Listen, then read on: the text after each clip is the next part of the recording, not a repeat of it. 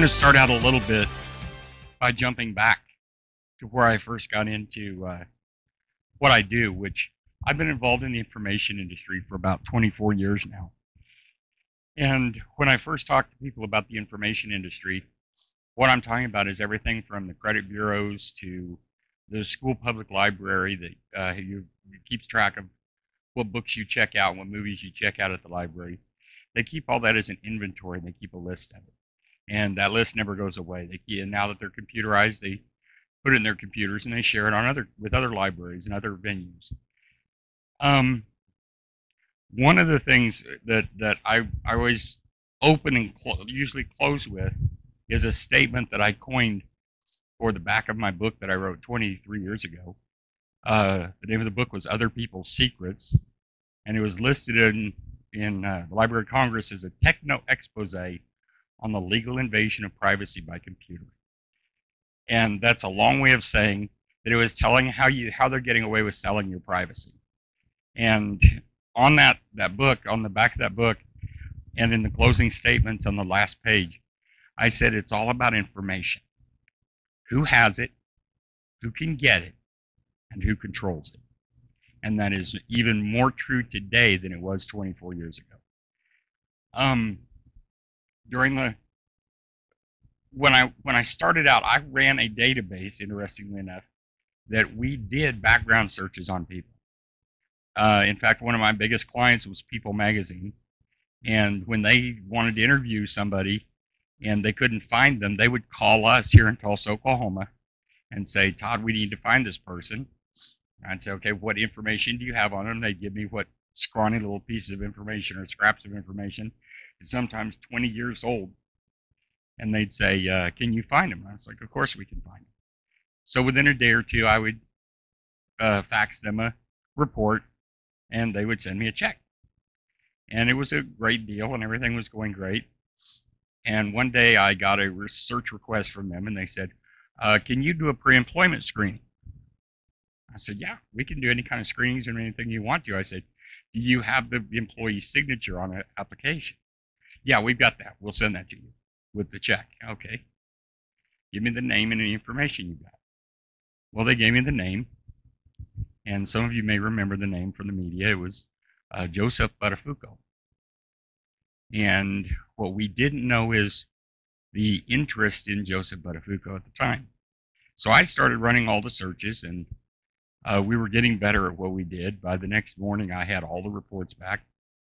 I had his driving report. I had every place he'd ever lived, every place he'd ever gone to school. I knew the entire man's life. I could have written a book about him. And I got the morning newspaper here in Tulsa, the Tulsa World. On page 3, there was a story about a man named Joseph Buttafuoco. And it caught my attention. I was like, okay, could this possibly be the same guy? While People Magazine was on the phone with me the day before asking me to do the searches, this man's wife was in emergency surgery for the gunshot to her head from his girlfriend. I called People Magazine up. I was furious because what they had in fact asked me to do was a felony on several levels. You cannot run some of those searches on somebody unless you have their permission. And I didn't have his permission. They lied and said I did, but we didn't because he didn't have his signature on an application. So I called him up and I let them know. I said, "I've got everything you asked for. I've got the entire report. It's sitting here on my desk. You'll never see it. You'll never see a page of it. But tomorrow morning at 10 a.m., if I don't have a check for this amount covering the cost of doing the searches, then you will find out that I'm going to send all of these reports and the phone records for their search request from you to Mr. Buttafuoco's attorneys and to the Attorney General for the state of New York." I said, "Don't jerk me around on this." I said, "You put me in a corner. I've committed felonies on behalf of you in this." And I tell you, I was angry, beyond angry. Well, as I got through that, in the weeks ahead, I got really skittish. Everybody that called, everything they wanted, I started second guessing. do they really want this for the right reasons? And I decided at that point that I just didn't even want to be in the business anymore. So I shut down my business and I wrote the book, Other People's Secrets. And that's how it became an expose. I told all the dirty little secrets of the information industry. I ticked people off from coast to coast, from border to border, from Canada to Mexico. They were all furious. How dare that you would spill our secrets? How dare that you would use the names of our companies? People magazine says, we're going to sue you. And I'm like, okay, go ahead. All you're going to do is give me press for my book. It's like, everything that I've said in the book about you is a fact. So go ahead, knock yourself out. They didn't. Darn it. Because man, would that have made a $1 million seller book out of it. But I went on and I did the book circuit, and we did pretty well with the book, and I just moved on. I started doing lectures and things on privacy and integrity in the workplace, and talking to everything from National Honor Society conventions to workplaces. I did private consulting to reporters, undercover law enforcement agents and things, people who need a degree of privacy and need to buffer who's their identity that's out there in public from who they really are and where they sleep at night. So I was giving advice and teaching people how to protect their privacy and how to put a little distance between you and where the public can find you. And that was all fine. It was good and well. And I went on moving on doing other things part-time as well. And I got into security consulting with Sanyo Surveillance, and I did consulting actually to the federal government on we go in and walk through security areas and tell them where all the holes were in their security and what technologies we had to fill those holes for them. And I did that for corporations and casinos and banks and government entities. And so, life's been pretty good. I mean, over the years, and being on the other side of the information industry hasn't been a bad place to be. I sleep better at night, knowing that I'm helping people instead of exposing them to whatever someone else has in mind for them. So about 6 years ago now, I had a slip and fall. I was getting into a van. And of course, I didn't do the 3-point, 3-point entry into a vehicle, a commercial vehicle. You're supposed to have 3 points of contact before you make the effort to get in the vehicle. I reached up and grabbed the handle, stuck my foot on the step plate, and just pulled myself up. Well, my hand lost the grip, and I slipped backwards, and I caught myself on a lower part of the door, and I tore my rotator cuff. So I had to have surgery on it. And then it wasn't bad enough that the whole deal with the surgery got screwed up and somebody else ended up doing it that was an amateur. And I ended up having to have the surgery a second time. So after about 1.5 years off work, sitting on the couch, and my wife's like, what are we going to do? And I said, well, I don't know, but we're going to have to trust God because there's nothing I can do. I said, until the insurance releases me, if I do anything else, we're going to get to pay for all these surgeries. So we were going along, and one Saturday we were sitting on the couch and watching TV. We were watching the Discovery Channel, and they had a show on there, Track Me If You Can. And the host of the show began to go through and talk about the RFIDs. And most people don't even know what an RFID is. Is there anybody here that does know what they are? Yes, it's the chip. It stands for radio frequency identification. Mostly they're in a little chip. That's what they're putting in pets. It's what they're, the people in the company in Wisconsin, a year ago last summer, they all had, 50 of their employees had those put in their hands. And we were watching the show, and this guy was saying that he even takes his cereal boxes home from the grocery store, pours his Post Toasties into a glass container so he can throw the box out because there's an RFID chip in the box. And I told my wife, I said, why doesn't he find out where the chip is in the box? Tear that corner of the box off and stick the cereal in the cupboard. And she sat there for a minute. She looked back at me and she said, well, why don't you? Well, that would sick them to a dog. I've been an inventor since I was 16 years old. I started inventing things and coming up with creative ideas and solutions. So I'm off work anyway, right? I get on the computer that day and started doing research. Well, I found out why nobody had done that, because it's a lot easier to say it than to do it. There are 8 different frequency bands that RFID chips operate on. And if you're not on the right one when you scan across it, you won't find it. You'll go right over the top of it and not see it. So I spent 4.5 years doing research, and we found it. We found a device, and we created a prototype of a device that will actually scan all 8 frequencies. It will find an RFID chip, whether it's in a product, the packaging for the product, a pet, or even a person. And I emphasize the last part. I should have brought one. I didn't even think about it. I've got one at my office, and I should have brought it with me. After my first surgery, I had to go back and have another one. They had me do an MRI. And I went to do the MRI, and in my right shoulder where the surgery was, there was like a little grain of rice, a little white spot in my shoulder in the MRI. And I asked the tech, I said, what is that? He said, that's the pin they put in your shoulder. I said, okay. They told me they were going to use dissolving pins, and they were all going to dissolve and go away after 3 or 4 months.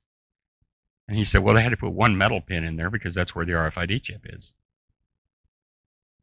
I said, what? And he said, yeah. He said they put an RFID chip. Well, as it turns out, when I started going back and doing the research on it, in 1997, our Congress passed a law that says that if they do surgery on you and they put anything in your body, it has to have a serial number on it. Even a pin. Well, that little tiny pin is going to be really hard to put a serial number on. And that's going to make those pins really expensive. So as RFID technology started developing, they found out they could stick a little sticker on the side of a little metal pin, stick that in my shoulder, and that sufficed. They had a serial number attached to the pin. They put it in my shoulder, and that was the end of the day. And in the detector that I designed, I can actually scan it and find the chip and beep it for you. I'll bring one next time I come back. I'll bring one and let you guys see it, play with it, because it's kind of spooky. It's eerie at first. The first time I scanned my shoulder with it, that thing went off. I was like, oh dear God, he wasn't kidding. Because always in the back of my mind, I thought, okay, this guy was just jerking my chain. But then when I actually did it, I was like, oh dear God, that guy wasn't fooling me at all. And now what? I've got a chip in my shoulder. And you behave yourself. No comments about the chip on my shoulder. It's in my shoulder. I kind of went there. I kind of opened that door, didn't I? But as I started looking into it, and the further I looked into it, I found out most people still don't know what an RFID is. So I started doing the research on how to explain to people what an RFID is. And the next thing I know, I had all the material together and I wrote another book. So this book, we were looking at all kinds of titles. We had actually published it, pre-published it under the title Tract. And we had a number of other titles.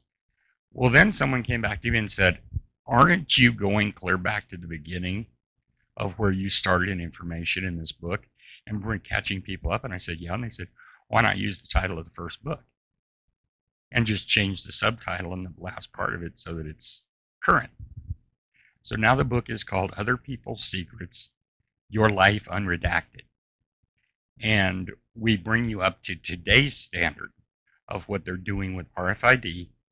And then the next catchphrase that we found that I didn't find actually until we went on the trip to Washington, D.C. here a month or so ago, and that is the facial recognition aspect of it.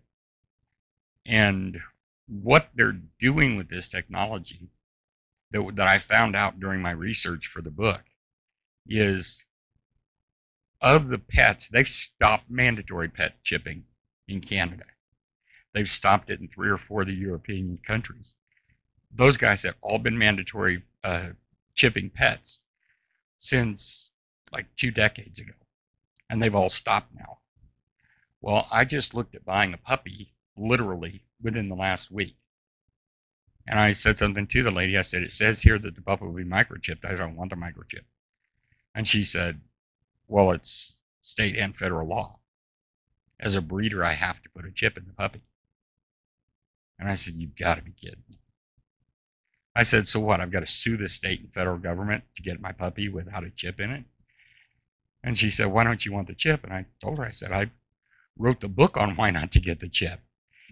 And I said, for one, the U.S. Veterinarians Association, they actually acknowledge 1 in 4 pets, cats and dogs, birds, rabbits, whatever pet you've got, if you chip it, 1 in 12 will die between their 5th and 6th year after being chipped from cancer. And the carcinogenic tissue that kills them is focused in surrounding the chip. Now in Europe, where they've been doing it a lot longer and they've got much better statistics on this, their veterinary association says it's 1 in 12, or no, 1 in 4. So 1 in 4 pets that you have chipped will get cancer that will kill them 5 to 6 years after they're chipped. I'm like, I'm not going to buy a puppy that I know there's a 1 in 4 chance that my puppy could die in 5 years. I mean, how attached am I going to be in 5 years from now?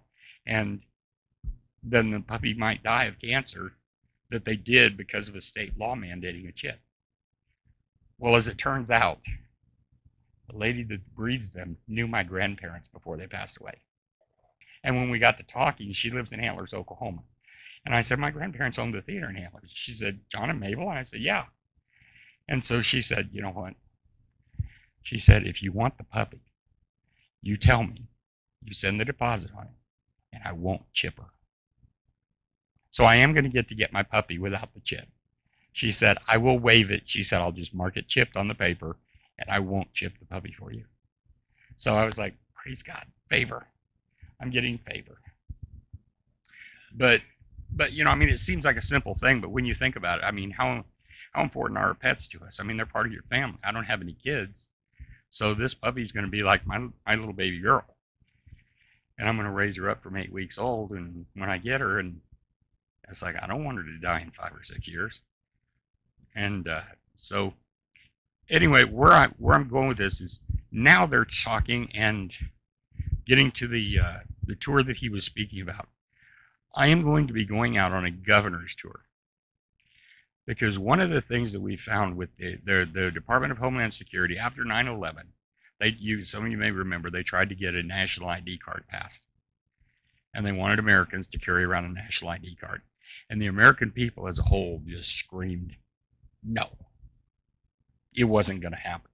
They were looking at a revolt if they tried to push it and get it to happen. So they backed off. Well, that's the last we've heard about it, right? Has anybody heard since 9/11 about a national ID card? No. But have you heard about the enhanced driver's license that the states are now pushing and saying, if we don't get them out in time, then nobody from the state of Oklahoma is going to be able to get on an airliner?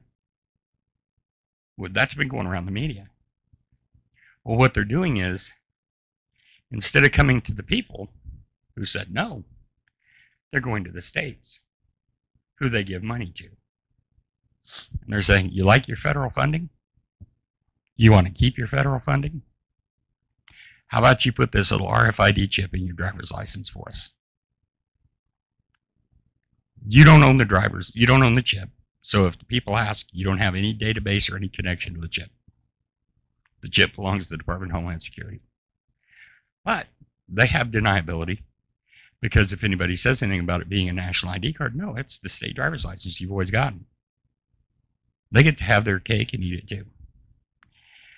Well, one of the things that a lot of people don't know is the big delay on getting this deployed hasn't been really the states fussing about it. it's been the quality of the photographs on your driver's license. Because in the Real ID Act law that they passed through Congress and the Senate in 2005, it says that each state, and it says that they must, gosh, I wish I had that with me. It says, it doesn't say force, but it says they must, thank you, require that all citizens have their photograph retaken using the new technology of camera, and the new camera is facial ID capable. So the picture on your new driver's license will be facial ID compatible. That means the picture of you in their database will be facial ID compatible.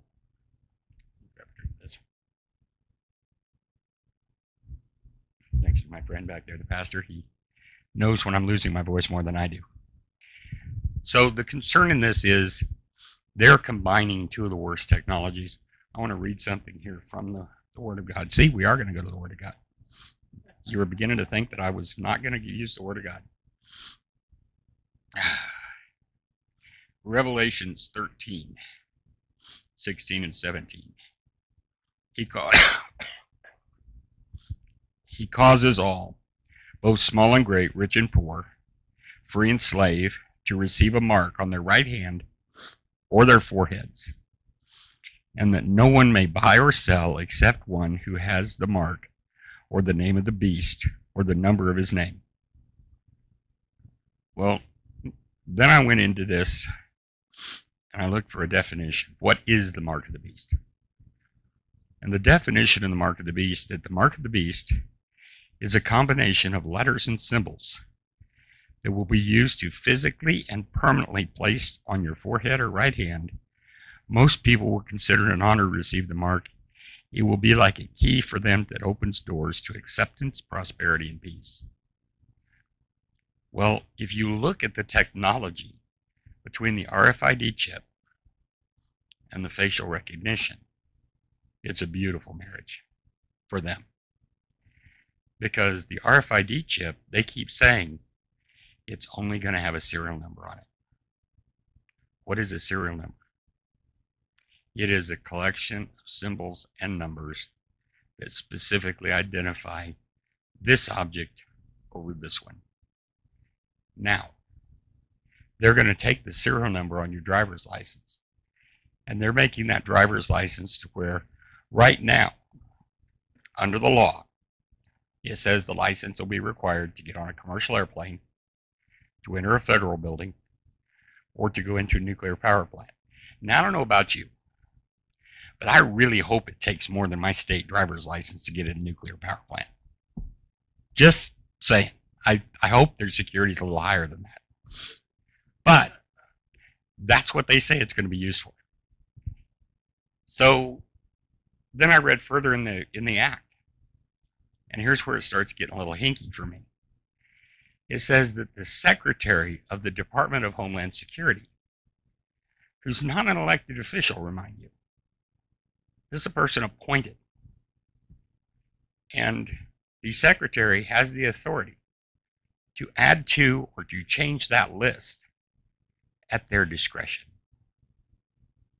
So right now, Kirsten is the girl's name that's running it. And I can't ever remember her last name. It's not a hard one, but I can't remember it. And maybe it's my defiance of the authority of the Secretary of Homeland Security. But, and we'll tell that story here in a minute about why I don't have a whole lot of respect for the Homeland Security. But we've already had issues. She can literally get out of bed on the wrong side of the bed tomorrow, have a bad cup of coffee, or have an argument with her husband, go to work and say, you know what, add having a bank account or a college degree to that list.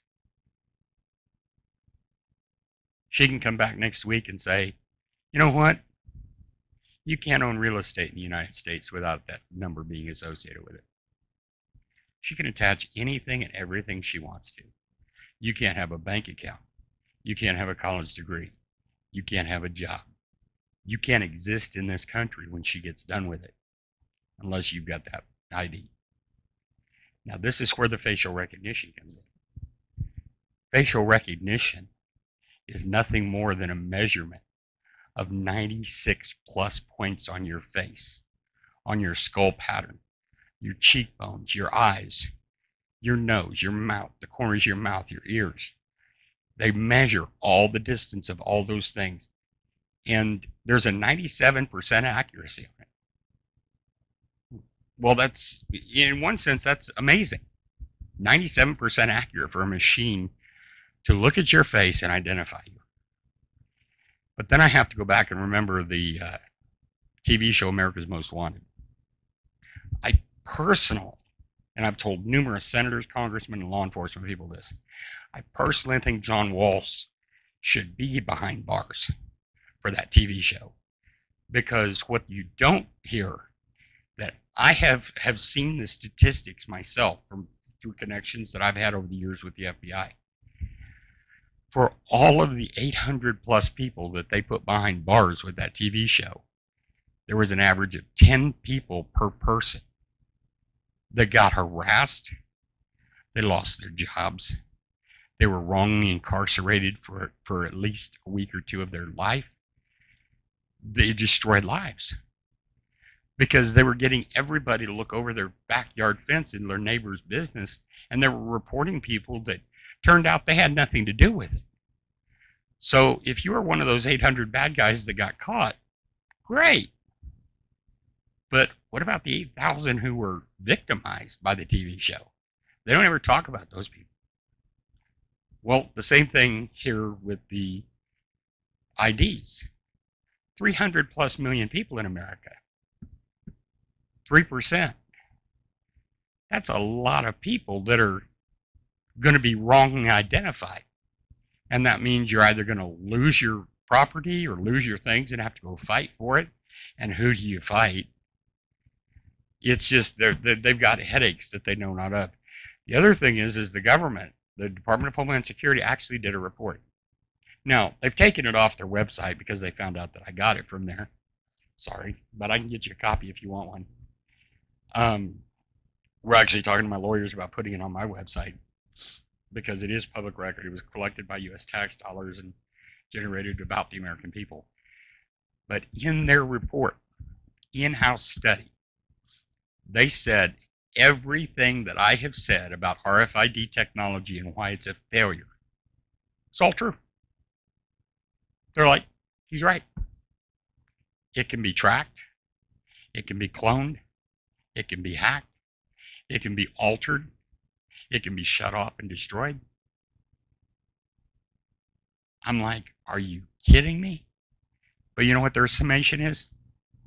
It's the technology we've got, so that's what we're going to go with. That's their answer. Well, a couple of weeks ago, I was in Washington, D.C. And as promised, I'm going to tell you about my recent history with the Homeland Security.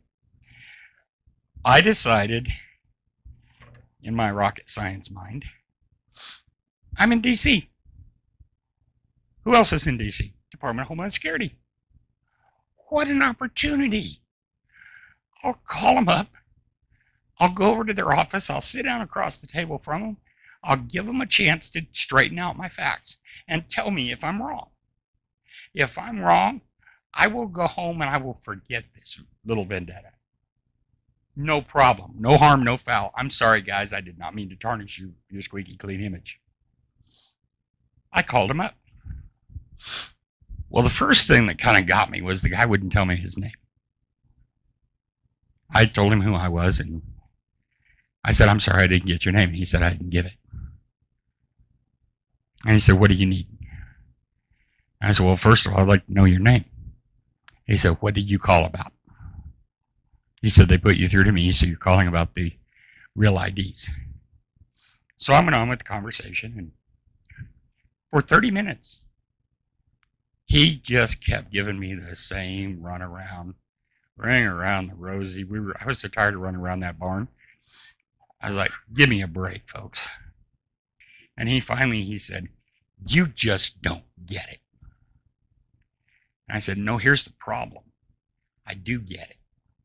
And I'm not going to let you sit here and lie to me and give me all this BS and nonsense, because we both know the facts and you're not being truthful. And he said, well, what's your problem?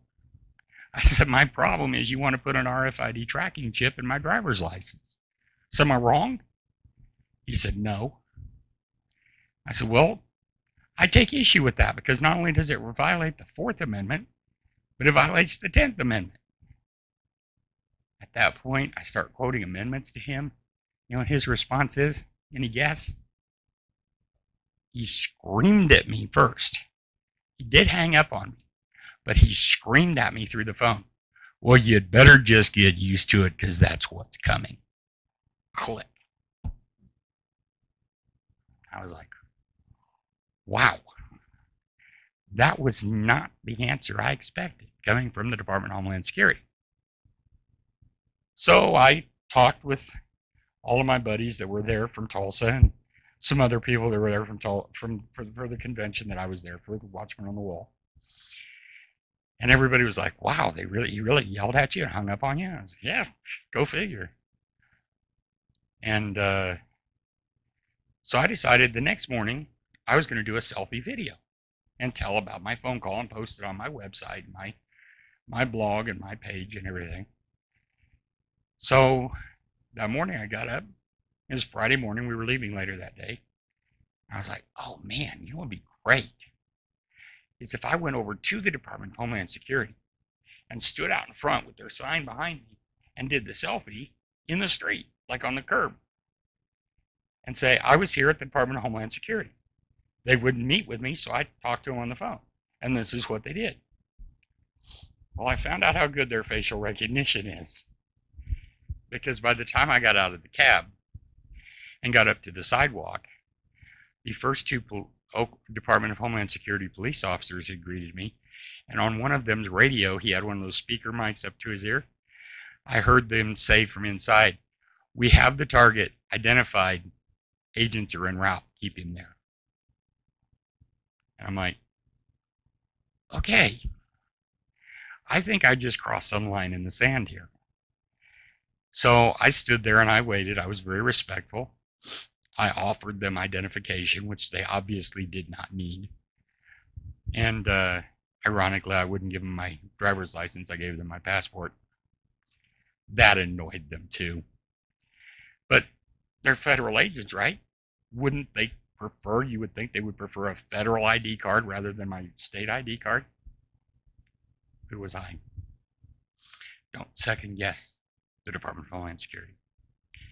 Well, by the time the black shirt agents got there in their khaki slacks and their black shirts with their 9mm hanging out, there were gun clips, bullet clips, and badges and IDs and everything hanging around their neck, and they got there to intimidate me for no other reason. There were 4 of them. There were 4 Homeland Security police officers already surrounding me. So now I had 8 agents from the Department of Homeland Security surrounding me on a public sidewalk. I had not even gotten off the sidewalk. I was not even on their property yet. And they told me, if you turn your camera on, you will be arrested. I said, I'm on a public sidewalk. He said, if you turn your camera on, you will be arrested. I said, I'm not trying to video anything classified. I want to get your sign over my shoulder and shoot a little video here. He said, if you turn the camera on, you will be arrested. Well, now, anybody who knows me knows I was fighting at that moment. Not with them, with me. Everything in me wanted to turn that camera on. Everything. Every cell in my body, every thought through my mind was analyzing what really could they do. And then I thought about it. And I thought, you know what? Sometimes we got to live to fight another day. So I backed up, said, okay, I'll go back to the hotel and shoot the video there. I said, but the video will be on Facebook. It will be on Instagram. It will be on all of my stuff today because I'm going to post it there. And I said, and I'll talk about this. So you guys have a nice day. And I walked about 100 yards up the street. They made my cab leave, and he came back and parked across the street. So I walked across the street, and I got in the cab. And as I left, I went by waving at them and videoing as I went by. So I did like kind of lose the battle to a little bit of defiance there, but you know, sometimes you've got to do what you've got to do. But the Department of Homeland Security in all of this, here's that real irony about the act that they're using to do this. They couldn't get it out of committee. The Real ID Act came out as a proposed bill, and they couldn't get the bill out of committee. And it was in the Senate, and it sat there and sat there. They took it to the House, and it sat there and sat there. Nobody wanted to touch it. Nobody wanted it to happen. So at the last minute in 2005, the author of the bill, who was a U.S. Senator, took and put it as a rider on the back of a must-pass emergency funding bill for the U.S. military. And he got it passed. So now the Department of Homeland Security has a law that they get to enforce that is absolutely unwanted by the government and by the people. And there's nothing we can do about it. So they think. What I am working on right now is I'm just getting geared up, and we're fixing to start some fundraisers. There are only 5 states that are actually actively issuing enhanced driver's licenses with the chip in it. And that's the state of Washington, go figure, the state of Wisconsin, Michigan, New York, another go figure, and Vermont. Now, in defense for those states, the advantage of it is if you cross the border into Canada a lot, you don't need a passport. The driver's license has the federal chip in it, and you can swipe it at the kiosk, and it registers. You can give a green light, you can go on through customs. So there's an advantage for people in those states to have it, and all of those states right now are offering it as an option.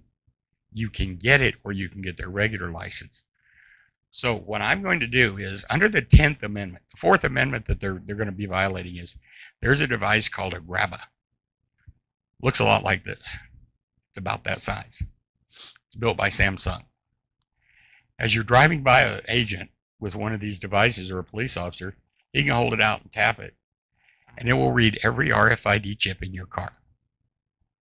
Now that includes the driver's license or IDs of everybody in the car.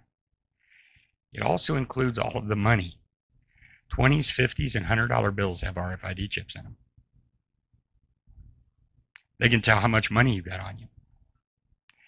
They can also read, if for those who have a concealed carry permit, there is an RFID chip since 2012 been putting in all the guns, and they can read the make, model, caliber, and serial number of your gun. So they have all this information in complete violation of the 4th Amendment that protects you from unlawful search and seizure. They just unlawfully searched you. They didn't contact you.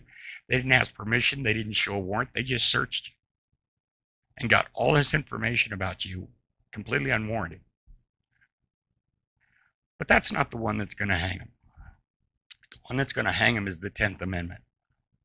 Under the 10th Amendment to our Constitution, it states that any powers not given to the federal government under the Declaration, or under the Constitution, and not prohibited from the states under the Constitution. If it's not spelled out in the Constitution, the states don't have this right, or the federal government does, then that right belongs to the state and to the people. Well, the right to identify the population has always been that of the state. There was nowhere in the Constitution that they gave the federal government the right to identify individuals on a one-on-one basis. So this entire program violates the 10th Amendment to the Constitution. So the program that I'm getting ready to gear up for is, I'm going around and I'm going to talk to the governors. I'm going to shake the hands of the governors. I'm going to put a copy of my little book that I've written. I've written a little book called the Real ID Act that talks about specifically the Real ID Act aspects of this.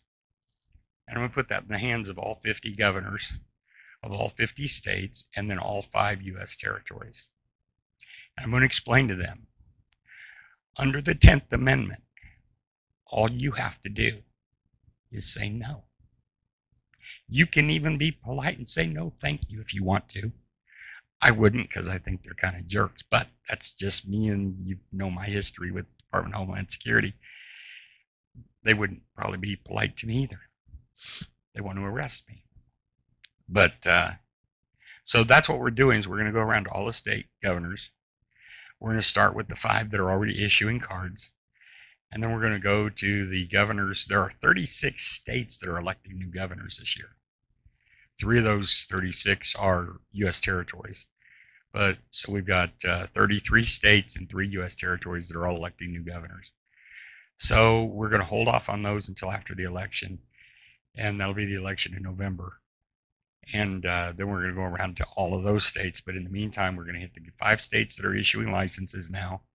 And we're going to go to the states that are not having gubernatorial elections this season for the 2018 election. And we're going to explain to them it's this simple. If the majority of the states will just say no, we stop this. And with the strong Christian walk we have with our president and our vice president and our Senate and Congress right now, I mean, it's just amazing listening to those guys talk about God and the resources that they have. So we're hitting all of them as well, the Christians particularly, and telling them, you know, because here's what scares me. I read to you the parts about the mark of the beast. Here's what scares me. When the Secretary of the Department of Homeland Security gets everything in your life tied to that card, you get everything tied to the facial recognition. How hard is it one morning she walks in the office and says, Friday, we're cutting everyone's card in half. If you don't have the mark of the beast, you cease to exist as of Friday. They can't force the American people to do things they don't want to do. So they're coming in the back door. And one of the things they're doing as a pilot program that I found out recently is in the nation of India in February of this year. Our government, now explain this to me because I cannot for the life of me understand it.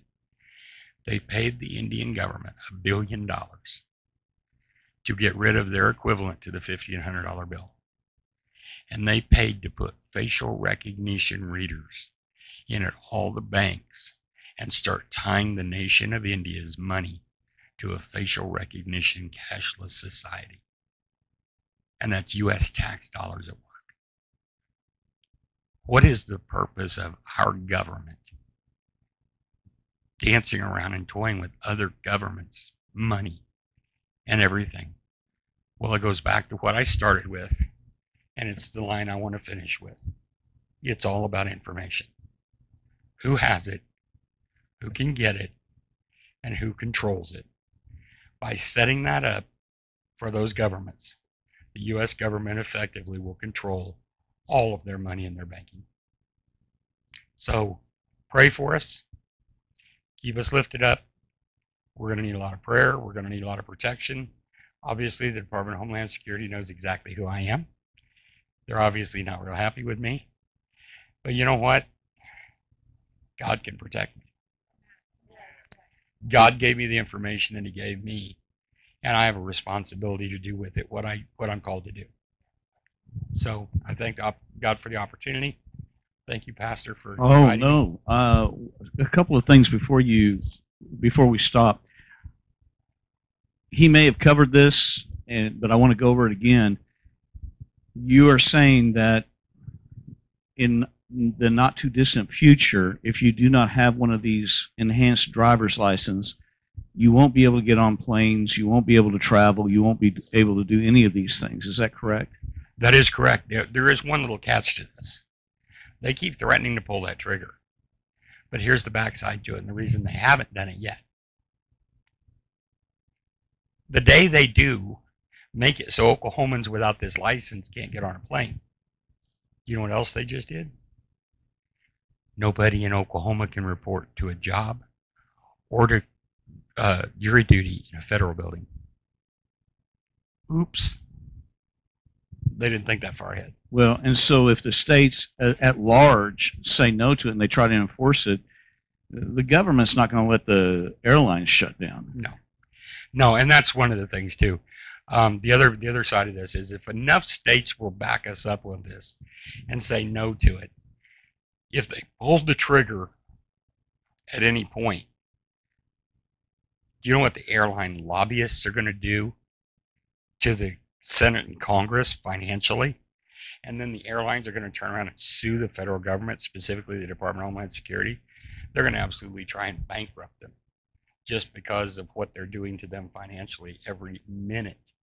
So at that point, we believe that, especially with President Trump, that at that point, if they tried to do this, say tomorrow morning, that President Trump's going to have the wisdom to come in and say, they pulled the trigger at 9 a.m., he's going to be on there by 9:01 saying, no. Doesn't happen. Well, and also, we've been hearing that people who have implants, people who have had operations like yourself, back surgeries, any kind of surgery, chances are they've got one of these chips in them right now. Yes. And they can be traced anywhere. Yes. Yes. They're telling me right now it's about 5 years. 5 to 6 years ago is when they started categorically putting RFID in everybody that was having surgeries. Real quick, let me tell you where RFID started. RFID started out in two different industries. Number one, it started out with a company that, their name just jumped out of my head. Talk about them in my book. But they started out, they were implanting the RFID chips, and they got their big start with Katrina. They were implanting and doing TV commercials to implant Alzheimer's patients. So if they wandered off, they could be found and returned to the nursing home where they belonged. And then they said then that it could be used to, so the medical staff could carry a scanner and they could come in and scan a patient who couldn't remember their own name and know what medications the patient was supposed to be taking. Even if they didn't have a chart or information about the patient, it would pull up the patient's record and tell them. Well, when Katrina happened, our government all of a sudden had, and I mean, this is kind of morbid, but they had thousands of dead bodies. And they had to figure out some way of identifying them. So these guys came in and they started associating, they started scanning dental records and taking dental images and putting them into a database and connecting those to RFID chips that they would then implant into the corpse. And then they didn't have to go back and do any kind of physical, they didn't even have to touch the corpse again. They could zip the body bag up and they could go along scanning the body bags until they found the person they were looking for, whose friends or family were now here to claim the body. What about children that are being born in our hospitals? They're not doing that yet. They're not doing that yet here. They are doing it in some places in Europe and third world countries, in Africa and that. And most of it's being pushed by our government. The World Health Organization, through our government, is the one that's pushing that in the countries that it is being done in. So you have 3 books that you published, or how many books have you got? 2. 2. And you have a mini book, is that correct? Well, that's counting the mini book. The first book is no longer in print. Other People's Secrets, the first one, because we included everything that was in it in the new book. I see. So it's Other People's Secrets, Your Life Unredacted, and then the mini book is the Real ID Act. Explain unredacted if somebody doesn't understand that watching by TV. We grabbed that because it's like the new catchphrase for all the media. They talk about all the redacting. Has everybody heard the redacting in the news? They talk about it there. You've got a letter or you've got a printout of something that happened. Maybe it was a CIA opt, and everything, it's almost completely blacked out. And you don't get to see anything. They would take this document and they would basically wipe out everything except the words and the and that and is. Everything else would get blacked out. When you look at this and it's like, okay, that's pretty much a worthless document. Well, it's been redacted. So what we're doing is saying that with this technology, they're unredacting your life. Even if you have gone out of your way to try and go off the grid and to get away from government databases and that. They're unredacting your life and making it impossible to do that. Okay, so he's got this mini book that kind of goes over this. I want you to tell the story, before we close, of the Vice President of the United States of America. Well, your pastor kind of gets a kick out of it because when we went to the convention, we were both at the same convention in Washington, D.C. And I was asked when we got back at the city elders meeting, they said, we want everybody to give testimonies of what happened out there. And I said, well, I can't really give any testimonies because I wasn't in any of the meetings. And they said, okay. And I said, well, I was out there to lobby the Senate and Congress and do things. So I kind of tagged along on the trip, but I didn't go to the meetings. But what I did do is I found what I refer to as the choke point in the hotel. The convention was downstairs, down some escalators over here. There was a little cluster of chairs right here. And you could see the front door of the hotel, the escalator coming down from the front door, and you could see the people coming up the escalator over here. I didn't care who was going down the escalator. They already had to pass by me to get to it. So that's where I parked. Beginning and end of all the meetings. That's where I sat.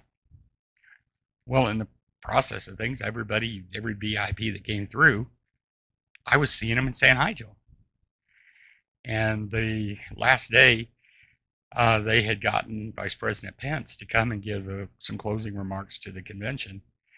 And I'm sitting there in the lobby, and I heard someone say, just a moment, sir, they're not ready for you.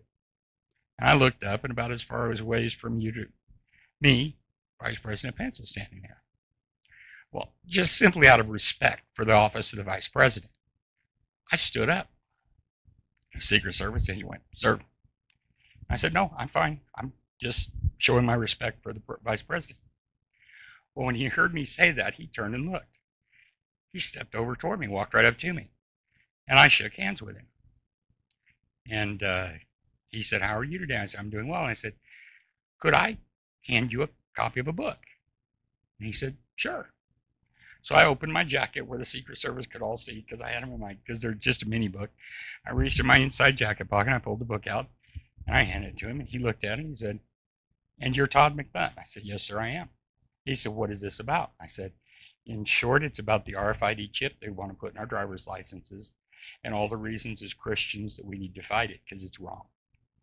And he said, wow, okay. He said, I'm going to read that tonight. And he took the book and he opened his jacket. He said, and I know it'll fit right here. And he slid it in his own jacket instead of handing it off to somebody in the Secret Service, which I know from past experience with VIPs, that's usually what they do is they hand it off to somebody.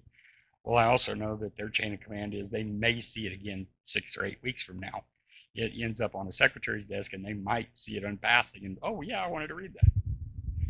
So it was really touching that he saw that. And then just as they said, we're ready, sir. And just as he turns to walk away, he looked back. And he made my younger sister's day.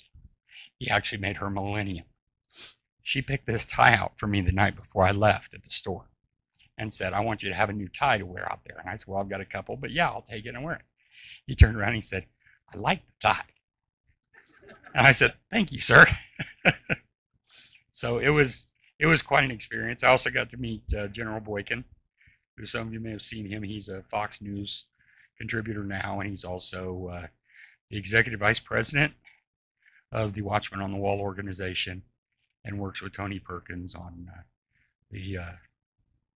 I always get the initials wrong, FRC? Yeah, the FRC. So the same thing, he was walking through and I looked up and saw him and I stood up and I shook his hand and I said, thank you for your service. He said, oh, son, it's years ago. And I said, I know, but we both know what it took to become a general in the U.S. military. And I said, I want to thank you for taking the time to do that. And he said, well, thank you. He went on. I sat back down in about 10 minutes. I was watching the escalator, and I heard somebody sit down. I turned around. He sat down there. We sat and chatted for about 20 minutes. I gave him a copy of the book. So it was quite an opportunity to distribute my book and get to talk to some of these people and put it in the right hands. So we're waiting to see what comes of that. Well, let's have a little bit of a prayer meeting right now. I think that this is vital. I think we can all see how this can immediately lead to that situation. And so we don't want to be marked in any way, do we? and we don't want them to have any kind of control over us, what we can do and how we can do it. And that's where the government is headed, and they're using terrorism as their scapegoat so that they can do whatever they want. And so it's just like our state government. They needed $250 million to give the teachers a pay raise. So what do? They appropriate $450 million. They try to get $200 million. They write in some stuff so they can get $200 million more, and they use the teacher, whatever it was that they did, as a way of getting more money and raising our taxes. And it has nothing to do with giving the teachers a raise, except for $200 million is a lot of money, folks. So what we need to do is we need to really be aware of these things. President Trump said it the best. What's happened to our pastors? What happened to our churches? And why don't all you churches get together? Why is all the Christian churches, why are they're so busy fighting each other they can't get anything done? And he says, if you guys would just come together, you could elect anybody in this entire country to office. Amen. So we're going to pray for Todd that he's going to make this circuit, be able to talk to these different governors. Amen. I want to pray for that, and that this RFID chip does not get passed and doesn't happen. You want to say anything else? Does anybody have any questions for Todd? That's all right. Don't worry about that. Okay, wait a minute. We got a couple of questions here, brother. Hold on a second, please. Yes, what does RFID stand for? I know the ID is probably identification. Radio frequency identification. What it does is it's a little tiny. They talk about it. I've actually got one. The people on TV aren't going to be able to see this, but I can show you guys. I actually have one. It's about the size of a grain of rice. This is what's inside of me, is what's on this. I'll let you everybody see it after we get done. But the actual chip itself is the size of a grain of salt inside of there. A lot of this is the capacitor, the electronic circuit's all on the chip, but the size of the grain of salt. But there's a little antenna coil in there. There's a capacitor in there. And what happens is anytime this is exposed to a magnetic field, a reader uses the coil to charge the capacitor, and as soon as the capacitor is fully charged, it automatically discharges and sends out a signal that says, hey, I'm here. You remember Horton Hears a Who? This is the Horton Hears a Who of the technology world. Is when it gets charged, it sends out a signal, and then the reader can read the signal. That's where the wheels fall off the wagon for them, though, because one of the problems they're having with the cancer is that they designed this to respond to any magnetic field. They can't pick and choose which magnetic field, so they can't make it only respond to their reader. It's physically impossible by the laws of science that we know today. So what they're doing with it is when they put this in my shoulder, as I stand here in a room with wiring in it, there's 60 hertz pulses. That means 60 times a second the electromagnetic current in this room pulses. Well, 60 times a second, that chip is charged and discharged.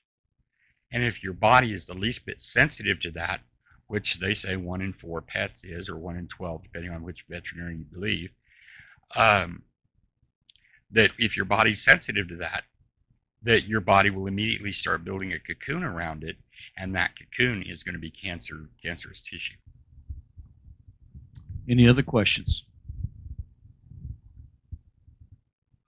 One moment, please. I'm just curious if the U.S. military, you think they'll start with them? They already have. I thought so. They already have. I've known a bunch of guys that came back from Afghanistan and Kuwait and that. I've got a Because they would use the excuse that would be how they would locate them. Yes, that's how they can locate them, and that's also, and see, again, they tell us it's not a tracking device. Well, here's an issue with that. They say it's not a tracking device.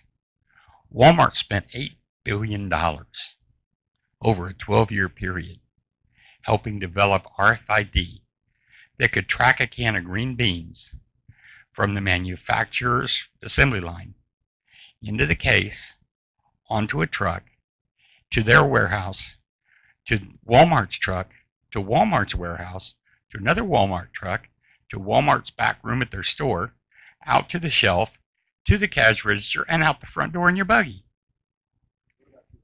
It can track that, but magically, totally by magic, the same chip can't track outside the grocery store once you leave with it.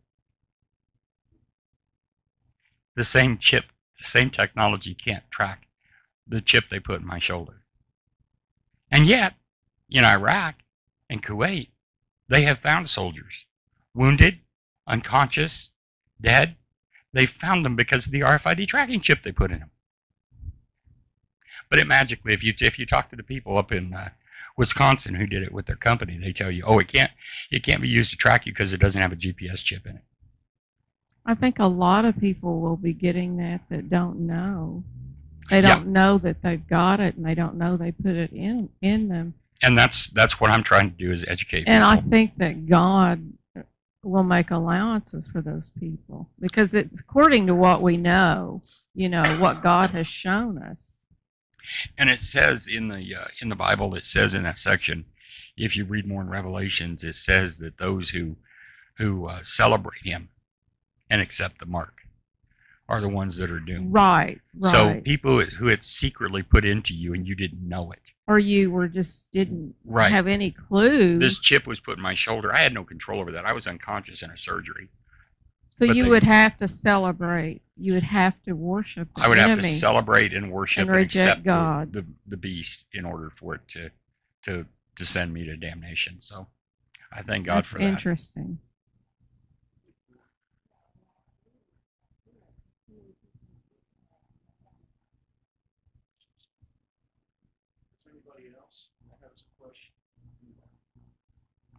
You can't take the word out of context.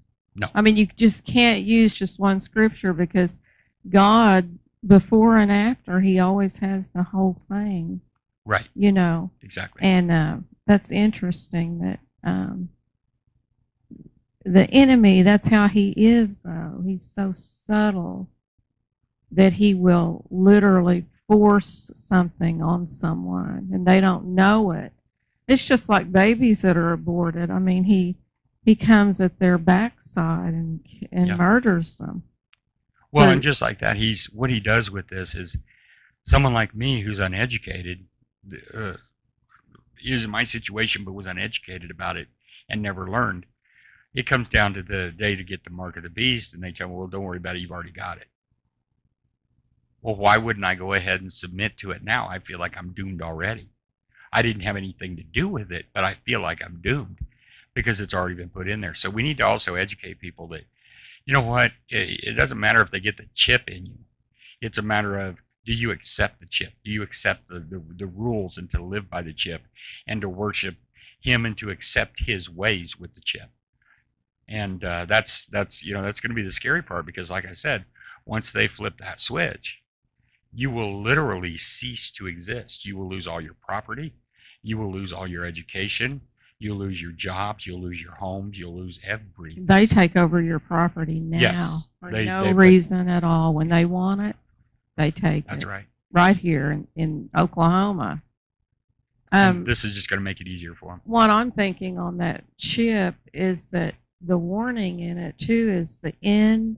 The multitudes that have it will, and I think the warnings to those people that have taken it, there will be ultimate, probably like a destructive force will take them out, something like that. I don't know. I don't know anything about.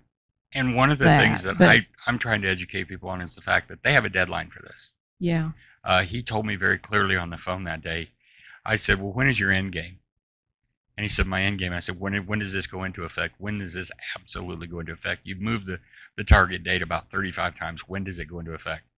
He said, everything we've got will be in place and in play on October 1st, 2020. Mm-hmm. And I said, okay, that's interesting. I said, that's the same day the European Union's going all biometric on their identification system globally. And he said, well, I don't know about them.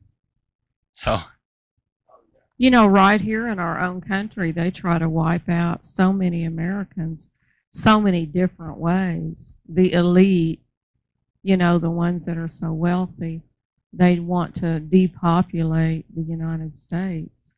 It's crazy. They don't want anyone else to be wealthy. They don't, you know, it's so demonic. It's so demonic. It's just crazy. And there's towns, you know, where their water supply is cancerous. Yes. And they'll tell them it is, and these people die. Nobody lives past 40 and 50 in these towns. Isn't that crazy? It's absolutely wrong. And they're just dying of cancer left and right.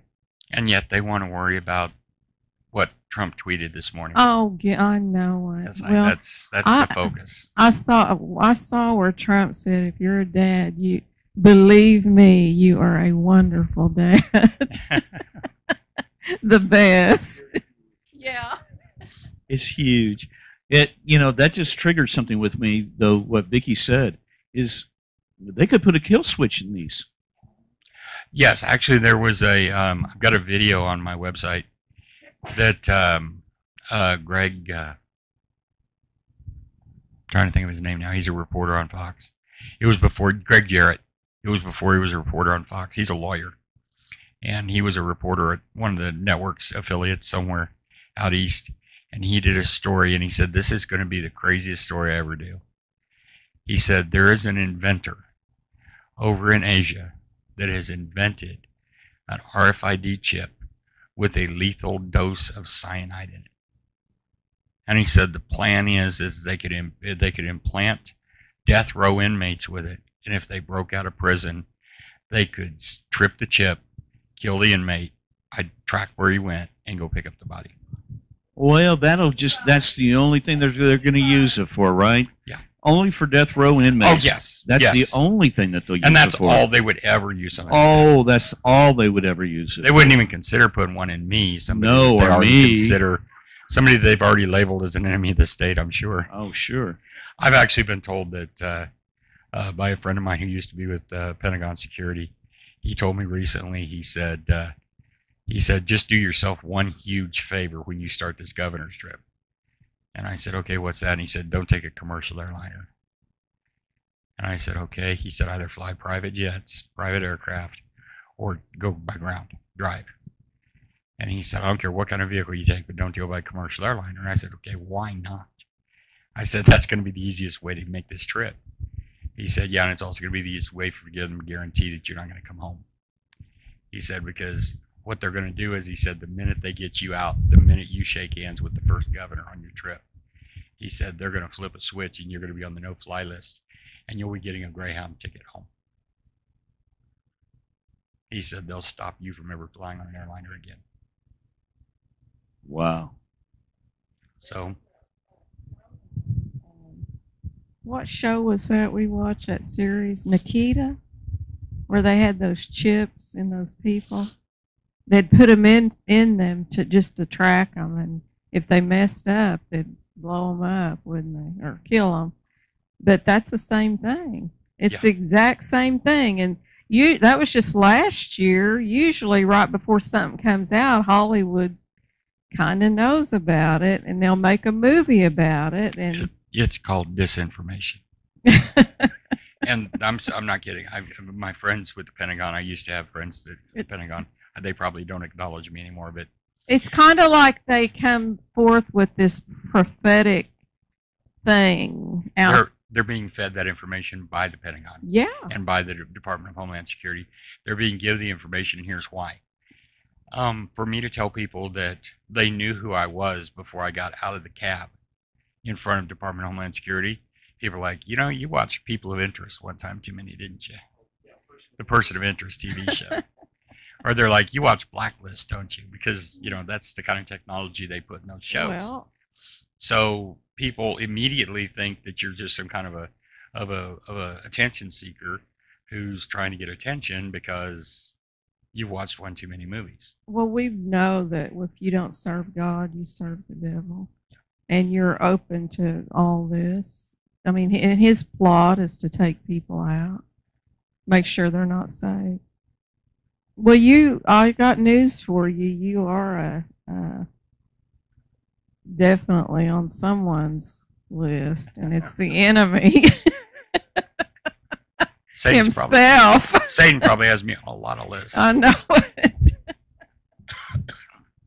Okay, I've got another question for you, and I don't know how much time you have, but I understand there are companies that are developing this chip, and they've got them in their employees' hands and things like that. And it's actually literally what they use to unlock the doors to get around in the company.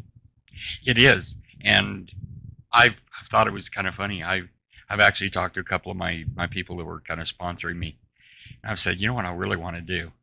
I want to go to the M3 vending machine company up in Wisconsin. I want to go up there with one of the long-range readers.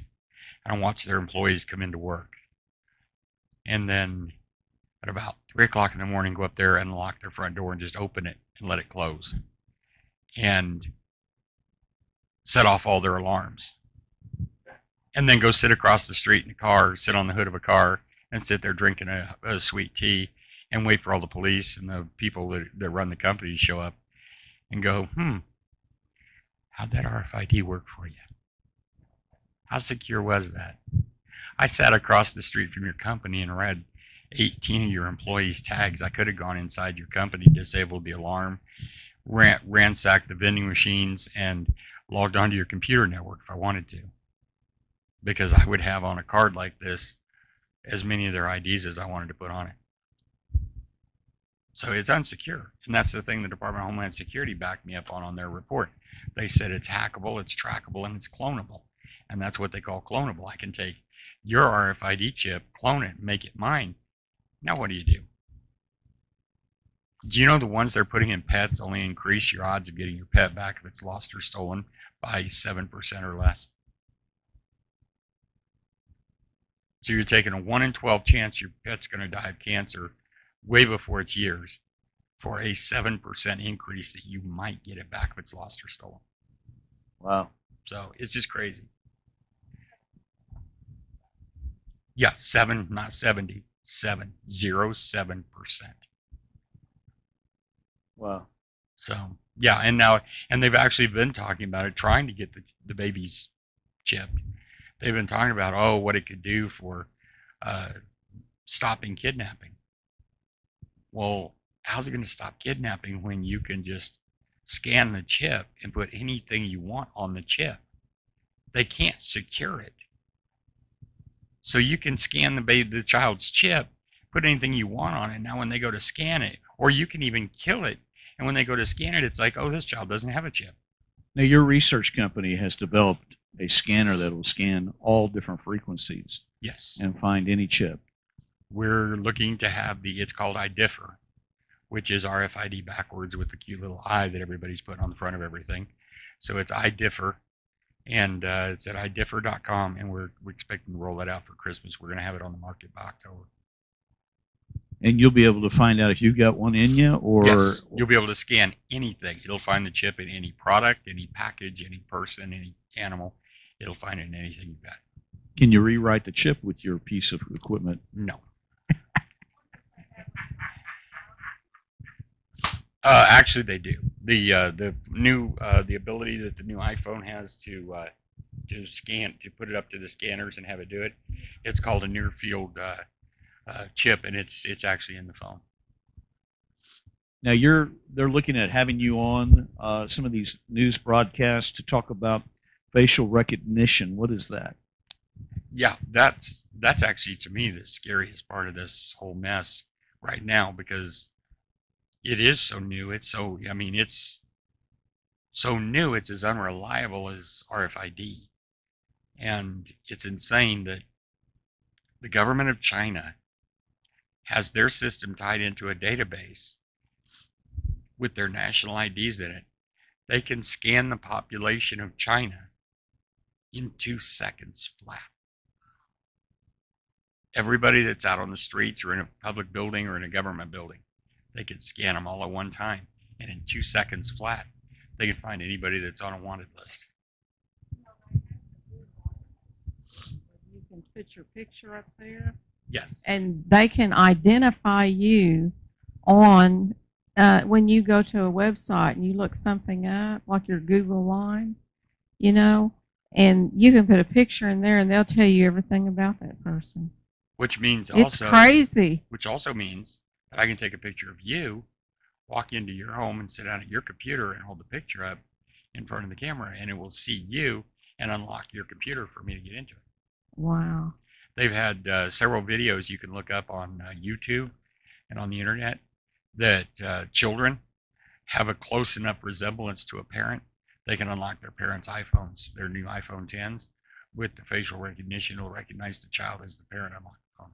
What about at night? Like if you have your phone by you, let's say your phone in the bed or on your bed, they can do stuff then too, I think. Oh yeah, yeah. They can actually, they listen to our phones all the time. Yeah. Now here's the thing: a lot of people are like, "Oh, that's so scary." You know, they can't do that. They're not. They don't have people sitting with headphones on listening to my phone right now, which they don't need to because we're broadcasting this out on the internet. But they don't have people that are going to sit there all night long listening to my phone, listening to me breathe as I sleep. What they're going to do is they're going to have a computer at Fort Meade do that for them. And then what the computer does, back in the day, I had a friend that when I got out of the Navy, we used to have so much fun. I'd call him up. He was in Ohio, and I worked at a hotel. I was a night auditor at a hotel here in Tulsa, and I would call him up at the hotel he was a night auditor at in Ohio, outside of Kent State. And I'd call him up, and I'd say, "How you doing?" He'd say, "Doing good." And I was like, "President?" He'd say, "Assassinate." I'd say, "White House." "Bomb." And we'd go through and list the 16 words that flagged you, that flagged your conversation for human research. And then at the end of we'd talk for the next 3 hours. We're on a toll-free line. We were sitting there just yakking as we did our night audits. And once we got the night audits done, we'd sit and prop our feet up on the counters and have a cup of coffee and just sit and chat through the night until our 6 a.m. shift relief got there. We'd say goodnight and go home. Well, at the end of every conversation, we'd say, "Good night, guys. I hope you enjoyed the conversation." And once we had said the list of 16 words, we knew all 16 words were used in this conversation. Now, two dumb flunkies at the FBI or NSA or somewhere had to sit and listen word for word to our entire 3 or 4 hour conversation. And I said, "You have any idea how much these guys down there hate us?" And so it's kind of the same thing now with your phones. I actually read a thing the other day that with voice recognition stuff that they're doing, that there are people now that have found that their homes have been robbed, and they've got Alexa.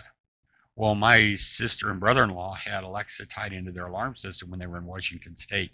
He works for Microsoft. So he was into all that stuff and had everything hooked up at their house up there. Well, when he moved down here, I said, "Do you have any idea how vulnerable that is?" Well, they didn't hook their alarm up to it. Well, just the other day I found out there is a group of burglaries all across this country where people are going up to people's back window or their living room window of their house, putting a speaker up against the window and turning the volume up, and it says, "Alexa, disable alarm. Alexa, unlock front door." And Alexa will turn off your alarm system and unlock the front door for them. Because Alexa doesn't know voice recognition. It doesn't know whether you, the homeowner, said it or somebody standing outside with a speaker said it. Wow. Now I understand also with Alexa that they can actually listen to everything that's going on in your home through Alexa, and also there is some things in our new smart televisions that they can.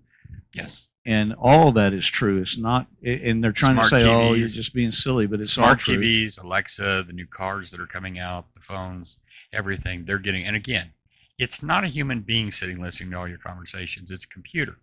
But anytime you use certain words or phrases, and I mean, it depends. I mean, look at the FBI, how corrupt we're finding out they were. Anybody that uses the name Trump in a positive way could get flagged.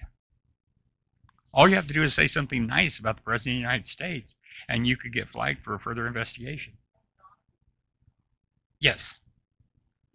Well, I also understand that with that, Google can actually, after a period of time of monitoring all your different transactions and everything that you're doing, they can determine your next move within 3%, something like They that. create a profile, and their profiling is 97% accurate. So you're saying that with facial recognition, it's only 97% accurate. So there's a 3% variance in that. So with 300 million, you're looking at, I don't know how many millions of people that could be incarcerated falsely because of a misdiagnosis with facial recognition. 9 million plus. 9 million and some change. That's a lot of people to falsely accuse in a free nation, in what's supposed to be the last free nation on our planet, where we actually are supposed to be the home of the free. But yet 9 million Americans could be wrongfully incarcerated because of that. Any other questions?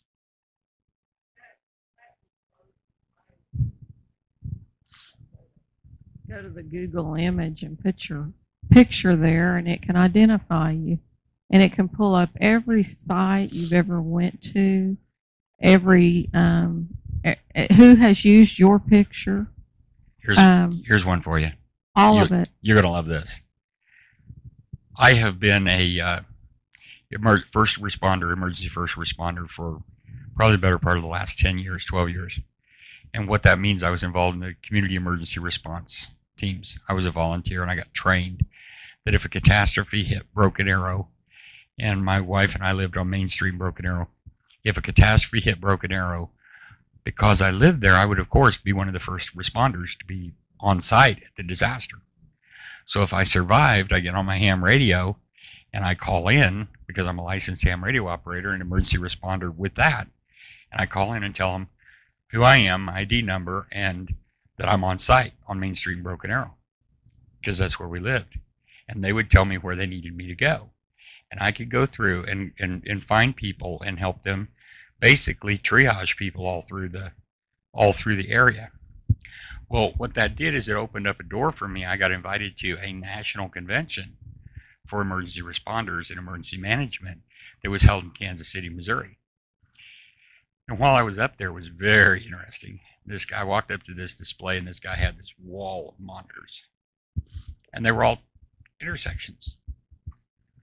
They were all like just street intersections all over. And I'm like, where is this? And he said, where do you live? And I said, Tulsa, Oklahoma. He punched in Tulsa, Oklahoma, and he said, and he clicked with the mouse, and he said, what is this one? I said, that's 61st and Garnett. He said, do you know what direction we're looking? I said, south. He said, see that red car coming at us, the little blonde driving it? I said, yeah. He said, let's watch her. Light turned green. He watched her go through the intersection, switched around to the north camera, watched her go up the street. When she got about a half a mile up the street, he kicked it down to the 51st Street camera looking south, locked onto her, zoomed in on her face, made sure it was still the same girl driving, followed her up the street. He followed her for 3 miles from Kansas, from a mobile command center in Kansas. He was tracking someone driving down Garnett in Tulsa on a whim. Well, you can go to Google Satellite and pull up anybody's house. Yeah. And tell, I mean, it'll tell you whose it is and everything now. Right. Right. It's crazy. Todd, are you the one that knows about this? We've heard some things about 5G. 5G. The 5G story is a twofold story. It is coming, but it's getting a really bad rap. It's not going to be the beast that everybody keeps talking about it being. What it's going to do is it's going to be the pipeline that they're going to need to send all this data through. Because as you know, when you get on your phone with LTE or 4G, it gets bogged down just with people downloading pictures of cats playing on the internet. Don't want to insult the cat in the room. I don't want to get bit. But You know, there if too many people are online looking at something, it'll actually bog it down. And they need something a whole lot faster than that to be able to do the facial recognition through those cameras and through those systems. And that's going to be the 5G network. And that's what it's going to be used for. It in and of itself is not the problem. The problem is that it represents the solution to the problem, and that is they don't have anything to move that much data on. I understand it's going to use all of our power systems and through our homes and through our, and you're going to be able to see into every home and run every device in the home through this 5G network. And, yes. Oh. But again, that's technology that's already in place through the smart TVs and the smart appliances and the smart devices that we have. They just don't have the control over them that they want to have because they don't have a pipeline big enough to send the commands. Well, I guess we could go on all night. You have any questions?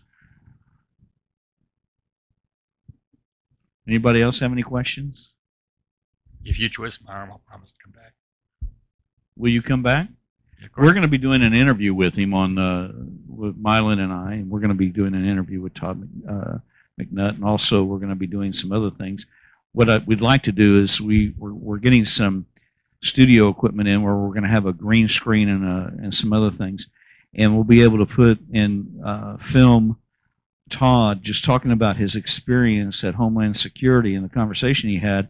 Meanwhile, we'll be able to put that photograph, that video that he took later, and we'll be able to put that behind him so we can go ahead and do a selfie of him talking about it with these guys behind. I got to be a smart aleck. I got the last laugh. Yeah, and he's actually got pictures of these guys with their black shirts and their khakis. My mom and We'll dad. put that on the side, right? Here's Todd McNutt, ladies and gentlemen, the next most wanted individual in the United States of My America. mom actually said, she said, "Do you remember that movie that you liked so much, Enemy of the State?" And I said, "Well, if it's the enemy of the deep state, that's all I've ever wanted to be." Right. Amen. That's right. Enemy of the state, they use a lot of that technology. Yeah, as long as it's an enemy of the deep state, I'm good with that. I got no beef. You all know what the deep state is? Tell them what the deep state is, please. The deep state is just like Department of Homeland Security. It's the people who want to abuse all this technology. The technology, I mean, let's face it, the whole deal with Facebook and Mark Zuckerberg, I said from day one when they said they were going to have him come to Congress and do it, I said, I was going on media interviews 3 and 4 a day because everybody wanted to talk to me because I was raising the voice of reason and saying, they're asking the wrong questions. And everybody's like, what do you mean they're asking the wrong questions? I'm like, these people are asking him all the wrong questions. Facebook did not sell your personal information to anyone. Cambridge bought the information from a professor who stole the information from Facebook. When Facebook found out that he stole the information, they killed his account. They contacted Cambridge. They said, if we find any reason to believe that you've used even so much as one word off any file that you got from our system and didn't delete it, we will sue you like you could never imagine being sued, and trust us, we can destroy you. And they walked away and said, enough's enough. Well, then it hit the media. Somebody decided to throw it out in the media and throw Mark Zuckerberg under the bus. Mark Zuckerberg was a victim in that, the same as the 86,000 people whose information got sacrificed. He was as much a victim, and I know people don't want to hear that because it's not popular, and everybody's like, are you sure? And I'm like, why would Mark Zuckerberg sell me your personal information on his system so that I could advertise to you? Once I buy your information, I have it. I don't ever have to go back. I can advertise to you once a day for the rest of my life. I never have to go back to Mark Zuckerberg. He's made all the money off me he's going to. And I'm now advertising to his customers all I want to. And he's not making money. That's not part of his business plan. His business plan says if I want to advertise to you on Facebook, I have to go to Facebook. I pay him however much he wants for the ad space. I give him my ads. I tell him the demographic who I want to talk to. He puts my ads in front of those people. Now, if I go back to him in a week and say I want to run an ad to those same people, he says, okay, you pay me this much more. I go back in a month and say I want to run ads to those people. He says, well, you pay me this much more. He keeps making money on this. It makes no sense for him to sell me the data because he stops making money the minute he does. So Mark Zuckerberg was his victim just as much as anyone else. And as long as, and he didn't care that the Senate and Congress did it, because as long as they're asking the wrong questions, they're not going to get anything done. And they didn't. And the European people called him in and they asked him questions, and they're not going to get anything done because nobody was asking him the right questions. Well, I think also, though, Todd, that conspiratorially, I mean, you all might think I'm nuts, but I see all the social media and Homeland Security. There's a lot of reason to believe that they could be very much in partnership with each other. So, well, it's not so much as in partnership, but if you were the founder of Facebook and you're running it along and you're worth 45, 50, 70 billion dollars, one of the 10 richest men in the world, and the Department of Homeland Security comes to you and says, we are going to bring you to a screeching halt and you will be worthless if you don't give us access to this, this, and this. They can do it. He knows they can do it because he knows the systems they have. He knows them better than they do what they can do with their systems. He's not going to argue. He's going to give them the access they want. And that's the same thing Gates got into with Microsoft. It's the same thing that Steve Jobs got into with Apple. They were giving access to their computers and their phones and their stuff because they didn't have a choice. all right, I think that we could go down some more rabbit trails here tonight, but I think what we need to do is just begin to pray. And those of you watching by television, we're going to go ahead and say goodnight to you as we enter into prayer. But be praying for Todd McNutt, and we want to make sure that this information needs to be known, and people need to understand everything that's going on right now, so you're prepared. Praise God. We know that these things, but we can stop it. We don't have to put up with it now. And there are things that we can do. Pastor. And Pastor. Yeah. Can I plug my book and my website? You can go ahead. Run with it. I mean, since I'm here, anybody that's been watching this on the internet or anything, the book is available. Both books actually are available on Amazon.com. Other People's Secrets will get you to the website. Both books are right there on it. And my website is otherpeoplessecrets.net. And you can go there and follow me on Facebook. You can follow me on Twitter. You can follow me on whatever your favorite social media platform is. And I try and post stuff every day, new things that I'm finding and new situations that happen, and Homeland Security stories and all these other fun things that I get run into. So thank you very much. Thank you for having me.